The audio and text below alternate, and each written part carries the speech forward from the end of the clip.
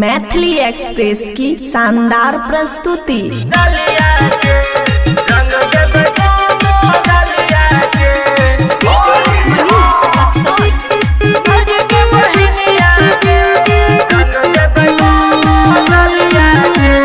होलिया में भौजी के बहिनिया के डाल दब रंग अंधरिया के। होलिया में भौजी के बहिनिया के डाल दब रंग अंधरिया के। होली में बुला के पुखिया के रंग दब साल के चलिया के। होलिया में भौजी के बहिनिया के रंग दब दोनों गलिया के। होली में भौजी के बहिनिया के रंग देब दोनों गलिया के।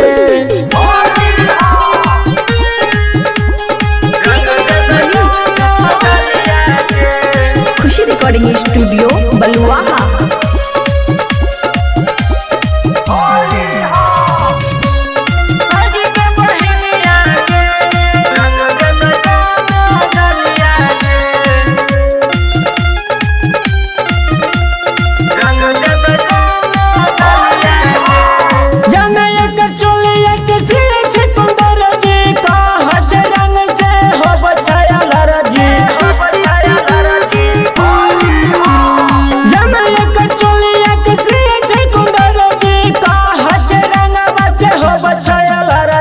जोड़ा न छे भौजी के बहिनिया के रंग देब साल के जवानिया के।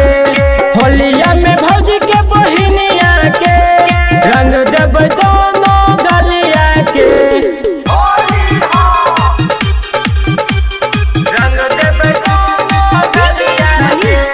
खुशी रिकॉर्डिंग स्टूडियो बलुआहा।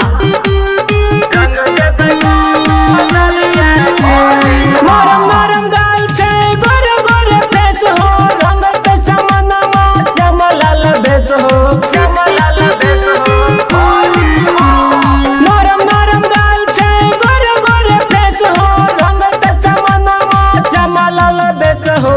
जान छे सजज कहानिया के रंग देब साल के जवानिया के। होलिया में भौजी के बहिनिया के डाल देब रंग अंधरिया के। होली में बुला के पुखिया के रंग देब साल के चलिया के। होलिया में भौजी के बहिनिया के रंग देब दोनों गलिया के। होली में भौजी के बहिनिया के रंग देब दोनों गलिया के। खुशी रिकॉर्डिंग स्टूडियो बलुआहा।